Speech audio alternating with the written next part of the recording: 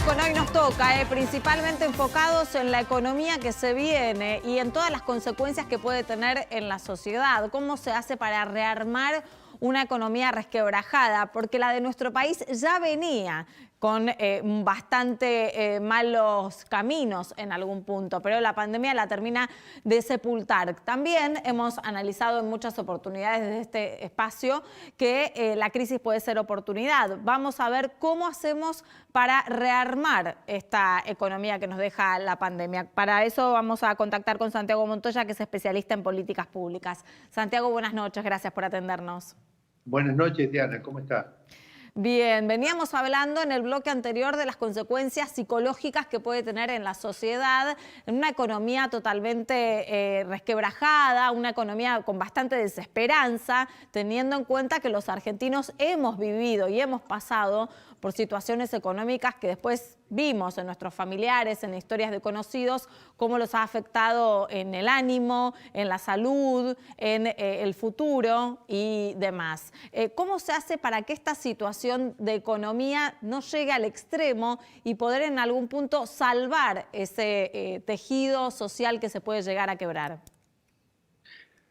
Mire, Diana, estamos en un momento muy delicado. Yo comparto, ha sido mi lema toda mi carrera, de la frase de Einstein que vincula las crisis con oportunidades, ¿no? Pero verdaderamente hoy creo que la Argentina está en una situación donde no puede cometer errores. Dicho de otra manera, digamos, creo que si se dan algunas condiciones muy básicas, aún para un gobierno que aparentemente no quiere tener planes ni explícitos ni implícitos, pero si realmente se complementa el acuerdo alcanzado con los bonistas, con encaminar las negociaciones con el fondo para reducir la incertidumbre sobre la economía, y si asimismo se manejan de manera coordinada y prudente la política cambiaria, monetaria, financiera y sobre todo la política fiscal de acá, digamos, al año que viene, creo que podemos esperar, vinculando con lo que usted decía, que de los 13 o 14 puntos del PBI que vamos a caer este año, el año próximo podamos recuperarnos alguna cifra que podemos estimar en 7, 7,5, 6,5, pero una recuperación del PBI que en número parece grande, pero como este año caemos el 13 o el 14, bueno, el año que viene por lo menos mejorar un poquito el clima y ayudar a la situación de la gente que usted estaba explicando recién. Pero para eso tenemos que hacer unas cuantas cosas bien y lo primero que hay que superar es el tema cambiario. Usted sabe que en el tema cambiario, el cálculo, porque hay muchos que juntan paja con trigo, pero verdaderamente, digamos, el nivel de reservas contantes y sonantes que el Banco Central tiene no alcanzan para 2 meses de importaciones. Claro. Y la verdad que el número empieza con 5, Diana. Los que calculan números parecidos a 8.000 millones, en realidad están metiendo adentro tanto el oro sólido que tiene el Banco Central como reserva, y también los derechos especiales de giro del Fondo Monetario. Pero usted, Diana, sabe muy bien que si usted mañana tiene que informarle a su audiencia que el Banco Central salió a vender lingotes de oro, es lo mismo que pasar un mensaje que diga a los botes que nos a los botes. hundiendo. Claro, el Claro, flota. Últimamente está de moda. Mirá, Sí, mi frase del Facundo. Titanic. Yo siempre que hablo mucho del Titanic. Bueno, Santiago, justamente te llevo a ese tema del dólar, porque hubo declaraciones el fin de semana por parte de Cecilia Todesca, por parte del presidente, de la posibilidad de restringir el acceso a los dólares, justamente por esto que vos mencionás, porque si bien hay todavía un superávit comercial importante, se debe a que se desplomaron las importaciones con la actividad económica. Ahora, si empieza a recuperarse la economía, van a hacer falta esos dólares para justamente alimentar un crecimiento de las importaciones. ¿Ves que el gobierno tenga alguna solución o vamos a seguir inexorablemente una mayor restricción al acceso a dólares en los próximos meses? Te quiero preguntar algo. ¿Vos te gusta el fútbol? ¿De qué equipo sos? Boca Juniors. Bueno, ¿qué pasaría si Boca empieza un partido, supongamos un partido de esos de 120 minutos, digamos, según va el resultado en la Copa, y arranca desde el minuto 1 todos los colgados del travesaño? O sea, sin buscar ir a la ofensiva, sino todos colgados del travesaño. ¿Cómo te parece que termina ese partido? Complicado. Muy complicado. No, lo van a perder, porque Sí. una cosa es aguantar un partido sobre el final colgado del travesaño y otra cosa es empezar el partido colgado del travesaño, Claro. ¿no? Entonces, ¿a qué quiero llegar? Una cosa es terminar un gobierno con un cepo, como pasó con el gobierno de la expresidenta en el periodo 2011-2015, o el gobierno del expresidente Macri, 2015-2019, y otra cosa es arrancar con ese tipo de restricciones un gobierno que después hay que aguantarlo 4 años. Porque verdaderamente, ¿qué es lo que ocurre? Que salen pocos dólares, y esto hay que tenerlo claro, porque todas estas restricciones no eliminan la salida de dólares. Lo que hacen es que salgan más lentamente, pero el problema es que no nos entra un solo dólar.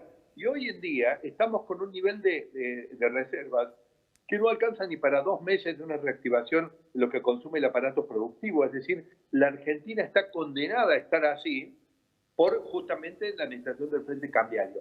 La verdad, los funcionarios pueden decir lo que quieran, pueden pensar en lo que se les ocurra. No quiero poner un ejemplo demente como decir fusilar al que compre dólares, pero digamos, en algún momento hubo fusilamientos mediáticos a los que compraban $10 para regalarle al nieto o al sobrino, sí. Y aún así no se evitó en la situación. Lo que hay que hacer acá, indudablemente, es empezar a combinar políticas públicas que vayan generando niveles de confianza, porque la huida del peso, que hoy en día nos dramatiza por los niveles de reserva del Banco Central y por la aspiración de la gente de defender de alguna manera sus ahorritos, pero a medida que pasen los meses, el sobrante de pesos va a empezar a empujar sobre los precios y ni hablar, digamos, cuando vaya avanzando el año próximo y la situación fiscal tampoco se puede acomodar porque la economía no reacciona. Es decir, se convierte todo en una situación sumamente desagradable que me parece que puede en algún momento, si no la corrige el gobierno, precipitar o forzar que el gobierno tenga que tomar medidas que, digamos, hasta ahora han pretendido evitarlas. Y permítame agregar algo, medidas que muchas de ellas, digamos, no han funcionado ni en Argentina ni en ninguna parte, nunca han sido exitosas, y bueno, yo no sé cómo espera el gobierno que manejándose de esta manera impida, digamos, la huida del peso al dólar, ¿no? Santiago, tenemos un montón de preguntas. A ver, Cínico. ¿Cómo le va, Montoya? Todos conocemos un poco la historia de Alberto Fernández y lo que opinaba de la economía y de los funcionarios con los que se ha relacionado. Y todos conocemos que a partir del 11 de agosto del año pasado, durante los meses de la transición, aunque todavía no se habían producido las elecciones generales, recibía un montón de personas y mantenía conversaciones con un montón de economistas. La pregunta que le quiero trasladar a ustedes, si usted, va en dos partes, ¿no? Si usted formó parte de alguna de esas conversaciones que él ha tenido, ¿y por qué cree que no escucha a un sector de la economía, sino que prefiere manejarse con no tengo plan, no creo en los planes? Bueno, a ver, sí, yo, digamos, tengo una relación personal intensa en términos de intercambio, de lo que hemos pasado con el presidente desde la época en que era Alberto, desde 1991, cuando fuimos compañeros, de hecho hasta 30 años. En mi casa. Claro, 30 años. Y verdaderamente sí he estado en contacto con él, así como muchos otros. Bueno, él es un hombre con un gran pragmatismo. Ustedes lo ven muchas veces cambiar de opinión de una forma muy veloz, de manera que yo pienso que en teoría, digamos, debería ser capaz de adaptarse a la necesidad impuesta por la realidad de un enfoque diferente. Ahora, indudablemente él es un hombre formado con una fuerte impronta de aquello que le llamaban socialdemocracia, ¿no es cierto? Es decir, él empieza en el gobierno de Alfonsín. Yo, digamos, no tengo obviamente el peronómetro, de eso no tengo un aparato, digamos, como dice, que mide la fiebre en la frente, que mida el nivel de peronismo, pero es muy posible, digamos, que en su formación ideológica, intelectual, Alberto tiene mucho más peso de los sectores disidentes del peronismo que dieron lugar al Frepaso, al Frente Grande, junto con la socialdemocracia alfonsinista, que al propio peronismo. Él mismo se define lejos de las 20 verdades peronistas. Esto, por supuesto, puede sonar antiguo como análisis, pero al peronismo se le reconoce algo que es pragmatismo, y lo que hay que ver es en qué medida en la forma de manejarse del presidente queda una cuota de pragmatismo como para poder reinventarse. La verdad yo creo que es inevitable la necesidad de reinventarse. Creo que él tiene la capacidad de hacerlo, pero obviamente, digamos, no ha querido cambiar. Me parece que acá quiero poner en tensión otra cuestión, y es que se ha instalado en la política argentina a un cierto nivel una costumbre de tomar cosas que las toman de otros países que van en el desarrollo por delante de Argentina. Y hoy en día, digamos, tenemos un flagelo que explica, me parece, hasta el momento, digamos, lo que usted me está planteando. Y el flagelo es haber tomado de la biblioteca de los países desarrollados dos teorías. Una, la Modern Monetary Theory, la teoría monetaria moderna, que básicamente nos dice que podemos emitir lo que querramos, que eso no genera inflación. Y la segunda cuestión que toman de otros países es ese concepto básicamente de la modernidad líquida, a partir del cual usted puede inventar muchas cosas, pero lo que me interesa puntualizar acá es el hecho de la ausencia de planes estratégicos y demás. Lo que no ven los que quieren trasplantar estas teorías a la Argentina son dos cosas. La primera, no se puede trasplantar porque la cultura inflacionaria de los argentinos, por supuesto, no culpa de los argentinos, sino culpa del envilecimiento del peso, hace imposible emitir todo lo que uno quiera sin correr el riesgo de tener un susto con los precios relativos. Y lo segundo, que es la modernidad líquida, claro, eso es lo que proponen, no tengamos plan. Países como por ejemplo, tomamos el caso de Bélgica, que puede estar años sin presidente, y nadie se da cuenta que no tienen presidente. ¿Por qué? Porque son países que están en un entorno de desarrollo y que ya han completado un proceso de desarrollo, que se pueden dar el lujo de no preocuparse por tener planes. Perdón, Bélgica Nada lleva... que ver, es otra idiosincrasia. Aclaro a la audiencia que Bélgica cumplió esta semana 2 años sin presidente. Claro, en algún punto hay que hacerlo. Sí, Giselle. Sí, Montoya, ¿qué tal? Está bien, el gobierno tiene plan, pero va anunciando distintas medidas. Una de las cosas que dice para reactivar la economía que va a hacer es financiar capital de trabajo e inversiones. ¿Con qué plata? ¿El Estado no está quebrado? Mientras se genera confianza, como usted dice, y se esperan las inversiones privadas, ¿cómo se hace eso? Bueno, pero es que permítame que le diga a usted misma, la verdad que esas palabras suyas fueron muy reveladoras, porque nos están mostrando que nos metimos en un esquema que no tiene salida. Fíjese un solo detalle. Usted sabe que el paquete de ayuda al sector privado que se ha aplicado en el marco de esta pandemia por parte de cualquier nación del planeta, el más pequeño es el que aplicó Argentina. Estamos hablando del paquete de ayuda al sector privado. Son apenas un puñadito de puntos del PBI reales. No hablemos de lo que se anunció, hablemos de lo que se ejecutó. El paquete de ayuda al sector privado, en el caso argentino, son apenas unos puntitos del PBI. Es el más pequeño no solo de Latinoamérica, de todo el mundo. Entonces, si usted no ha podido ayudar a sus empresas, a su sector privado para que sobreviva, para que se mantenga el tejido económico, ¿cómo espera aparecer ahora con toda la capacidad cuando usted no tiene? Fíjese lo que no tiene. Argentina no lo agarra esta pandemia con una reserva estratégica, caso Chile o Noruega, que tenían 30 puntos del PIB. Olvidémonos, eso es ciencia ficción para Argentina. No nos agarra con capacidad de endeudamiento porque estábamos a la puerta y en default, o sea, no nos presta un peso nadie, $1. Tercero, no tenemos reservas en el Banco Central, recién lo desarrollamos. Cuarto, una reserva que podríamos tener de soberanía, que sería el peso, un peso confiable, fuerte, que la gente lo quiera tener y por lo tanto podemos emitir un poco más sin preocuparnos, tampoco lo tenemos. Entonces, en este contexto, lo que usted planteó, me parece muy difícil, no genera, volvamos al comienzo, no genera confianza. Acá la palabra mágica, el ábrete sésamo de la vieja fábula, es la palabra, es la Pero confianza. es lo que están proponiendo, es lo que están diciendo. Bueno, también habían propuesto que iba a haber préstamos masivos de los bancos a las pymes. ¿Se acuerda usted los primeros 2 meses de pandemia? y no Creo se que lo que te ejecutó quiere nada. decir Gisa es que hay que ver si se ejecuta en realidad, ¿no? Si realmente tiene todos los frutos que dice. Usted dice que el ábrete sésamo es la palabra confianza. Yo creo que hay una Sí. palabra que va a seguir dando mucho de qué hablar y el análisis, que es nuevamente el dólar. Hablábamos recién con Facundo las pocas reservas en el Banco Central.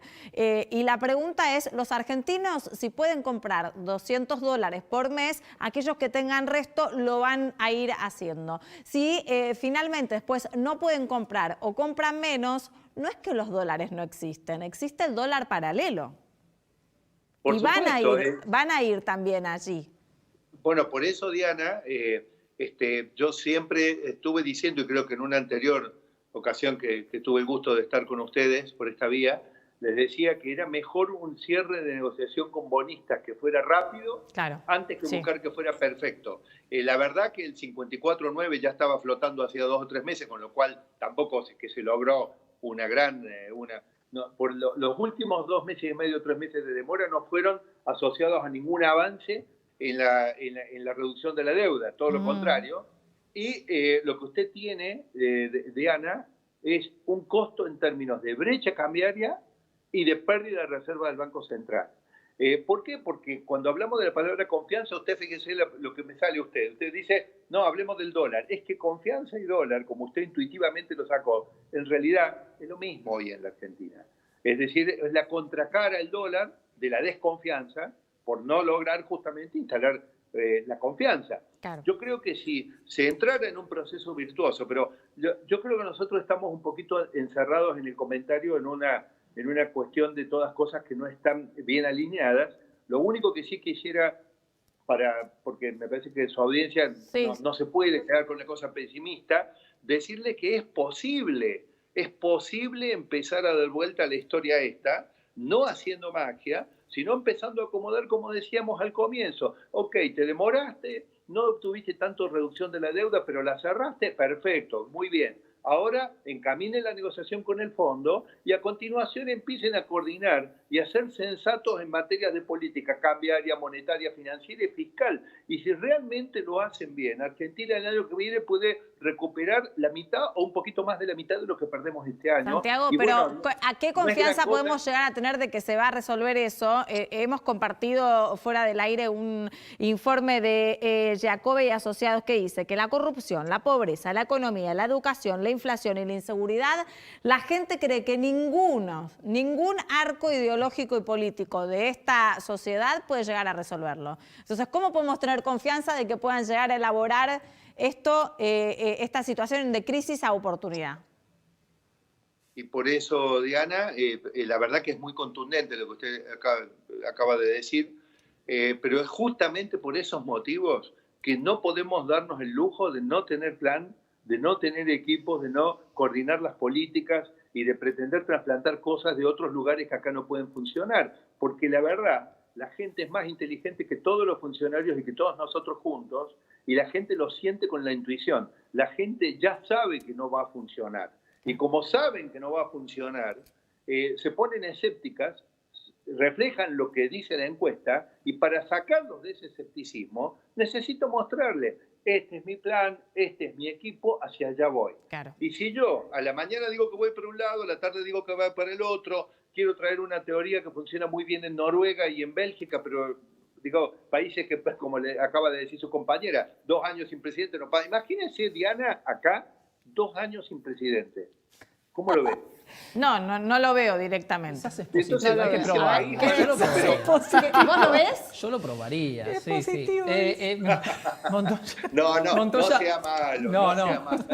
Me pregunto, ¿cuándo se va a dar el cambio de expectativas? O mejor dicho, ¿cuál va a ser el clic? Si usted puede ver que en algún momento va a haber una medida que pueda cambiar las expectativas y esto que hablamos de falta de confianza. Porque ya que está todo destruido, ¿no se puede hacer un cambio en positivo que incentive a todos los dólares que hay en el sector privado, que son muchos, porque dinero hay en la Argentina, se vuelquen a la economía real masivamente? Bueno, siempre hay algunas medidas que pueden, digamos, tener algún efecto más fuerte que otras. Lo que creo yo es que la situación argentina, estos no son problemas que generó la pandemia ni la cuarentena, todos los que tenemos, ni tampoco son todos problemas que haya generado este gobierno, ni el anterior, ni el anterior. Es decir, nosotros desafortunadamente desde que recuperamos la democracia no resolvimos ningún problema importante de la economía, ¿no es cierto? Es decir, por eso, a ver, mire el indicador de pobreza desde que volvió la democracia, es decir, no pegamos una. Ahora, para revertir esta situación, es verdad que a veces hay algunas medidas aisladas o sueltas que ¿Se cortó? Se congeló. puede evitar mucho. Es decir, que si no es acompañada por otras medidas, de tal manera que se configure, digamos, un esquema de intervención racional y suficientemente abarcativo con un enfoque más o menos integral, se va a agotar. Y le voy a, no quisiera traer el ejemplo por ejemplo, pero en la Segunda Guerra Mundial, usted dijo que los americanos tiraron bomba atómica en Japón. Ahora, si ellos hubieran tirado una bomba atómica en Japón y no hubieran acompañado por todo el avance de las fuerzas militares sobre Japón, no hubieran realmente terminado con la guerra. Es decir, no sirve ni siquiera tirar una bomba atómica si yo no lo acompaño de un conjunto de avances en distintas áreas, ¿no es cierto? Pido perdón por lo desafortunado y triste del ejemplo, pero me parece que para no hacerla tan larga era el más contundente que se me ocurrió, ¿no? O sea, confianza y planificación. Sí, La fórmula Montoya. No, yo no tengo fórmula. La verdad que creo que tenemos que ser muy humildes en todo porque hemos fracasado tanto, digamos, a lo largo de tantos años hasta llegar a esta situación, que, bueno, en todo caso es una provocación para que discutamos, digamos, con las personas que hacen las políticas públicas.